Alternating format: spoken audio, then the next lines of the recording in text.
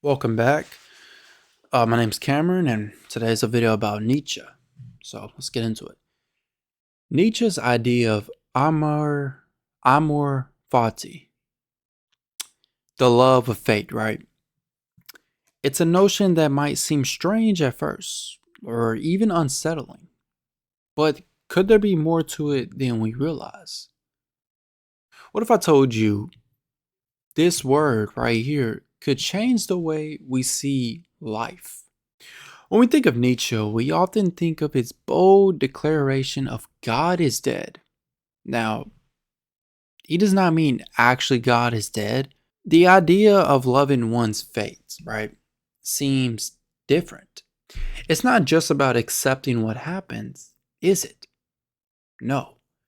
Nietzsche challenges us to embrace everything in our lives, the good and bad, to love it all because perhaps it's all necessary. But why would anyone do that? Why would we love something painful, something difficult? Why? Maybe it's because Nietzsche understood something fundamental about life. He saw that life, in its essence, is not easy, it's full of hardships. So the question isn't whether life will challenge us, because it will. The real question is, how will we respond? Could it be by resisting the flow of life, by fighting against what happens? We only make it harder for ourselves. Perhaps Nietzsche suggests we don't need to fight at all. Instead, we might need to love it for what it is, even if it struggles. But can we really do that? How could we even start? You might think, but how can anyone love failure or loss or pain? It's a fair question, isn't it? Nietzsche wasn't suggesting we should enjoy suffering. No, he was asking us to see suffering in every challenge as part of something larger. He invited us to recognize in the grand story of our lives, each painful moment shapes us. All those bad things that happen to you are going to shape who you are today. So why would you take it away when it's going to help you in the long term? Without the struggles we have, would we have the wisdom? Would we have the strength or the character we possess? Would we have any of it? Would we? That's a question. Consider your own life for a moment. What hardships have you faced? Maybe there's been a heartbreak or failure or some other kind of loss. Now look back.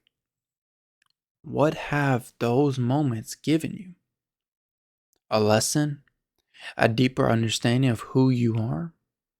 What if, instead of seeking those moments as obstacles, we could see them as opportunity for growth? Nietzsche asks us not to endure those moments, but to actively embrace them, to see them as necessary. Isn't that a different way of thinking? To see it as necessarily? But what does that really mean? What does it mean? Does accepting hardships mean stop wishing for better things? Does it mean to accept everything that comes your way without complaints? I don't think it's that simple. Nietzsche wasn't telling us to stop seeking better things or to become resigned to suffering. He was inviting us to see that even suffering, there is meaning. Basically, even in those hard times you're suffering, there is a meaning. There is a reason it's happening. And there's something we can learn. Take failure, for example. Let's say you started a YouTube channel and you failed miserably.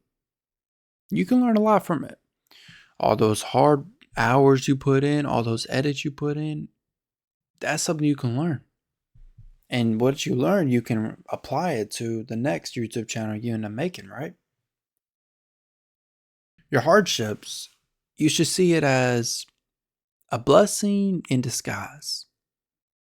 That's how I would say it. Something we can grow from. In that sense, hardship isn't something to avoid, it's something that becomes part of our strength. Now, let's think about this for a moment. The Stoics, too, spoke about life challenges. They said, we can't control what happens to us, but we can control how we respond. Nietzsche takes that step a little further, not just responding well, but actively loving whatever life throws at us. But is that possible? To love the hard parts of life? Is it possible? You want good things to happen. You don't want to think about the bad and the miserable parts, right? But you should see them as essentials for your journey. It's part of the journey. It's going to be hard. It's going to be hard. If it was easy, everyone would do it. Think about it. Next time something goes wrong, instead of asking, why me? Or why this? Ask yourself, what can I learn from this? What lesson is hidden here? Maybe, just maybe, by accepting it, not fighting it, you begin to see life differently. You stop seeing every challenge as a threat and start seeing it as a test of your strength, of your ability to grow. And in that shift, perhaps life becomes something more, something worth embracing, even when it's difficult. Nietzsche's message is saying that even the hard times, they're worth it because you're going to learn something that is part of the journey, right? And isn't about the abstract theory or the distant philosophy. It's about how we live. It's about how we accept our lives, like the Stoics say. Worry about the things you can control, not the things you can't control. Keep in mind, you can control a lot of things, but there are certain things you can't control. The weather outside. If there's an earthquake, you can't control that. Nature, you can't control nature. I mean, sure, unless you water a plant, and I guess you're in control then, but not exactly what I'm saying. The good and bad, the beautiful and the painful, all of it. Accept it all. So the question is, are you ready to love your fate? To see your struggles as part of the story that makes who you are? To embrace them, not passively, but actively, with gratitude. The question is, are you ready to accept your fate? Are you ready to accept all the hardship that you will encounter? Because I'll tell you something. If you're not ready, it's going to happen no matter what. And we could say it's karma or bad luck, but it's just life. Life is beautiful, but also terrifying and scary, right? You see people dying, you see people, having great things happen. But I don't think that's about karma, or I think it's just life. I think life is just life. Stoics believe that nature, right? You know, everything according to nature. And, you know, I think Nietzsche's message is that in the end, it's not about, the abstract or the distant philosophy. It's about how we live. We have to accept our fate. We have to accept the hardship that comes at us because there's no running away from it. It's coming no matter what. So it's better to accept it and instead of complain about it and try to run away from it because it will catch you. It's like the Flash. If you're trying to run from the Flash, you think you're going to be faster than the Flash? It's not happening. The Flash is the fastest man on the planet, right? I mean, you have Superman, but I don't know. I don't know who would win in a race in that. Maybe Superman. Maybe. I'm not. If anyone knows in the comments, you can let me know. But I'm curious. I'm gonna look that up.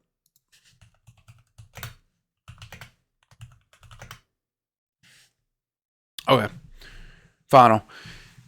The Flash is faster than Superman, so it's like the Flash. You're not catching the Flash. So that adversity, the hardships that you encounter, unless you're the Flash and you're somehow have magic where it doesn't happen to you, it's gonna happen. So I would accept it, embrace it. Nietzsche believed that we grow stronger through struggle. Can you tell me about a time when you were facing something that was very hard but it made you stronger? And how can you use this mindset today? Another question for you. Nietzsche's Ubermensch challenge us to create our own values. Are you living your life based on your principle, or are you following the expectation of others? I have to talk about Ubermensch, Nietzsche's Ubermensch, because I'm sure everyone knows what the Ubermensch is, which is Nietzsche admired Napoleon. He thought he was Ubermensch. So I made a video about that. So you can check that video down in the description. I'll put it in there. It's about Napoleon, which I have the book over there. It's way over there. But if you enjoyed the video, be sure to like and subscribe. And I'll try to make longer videos if you like these.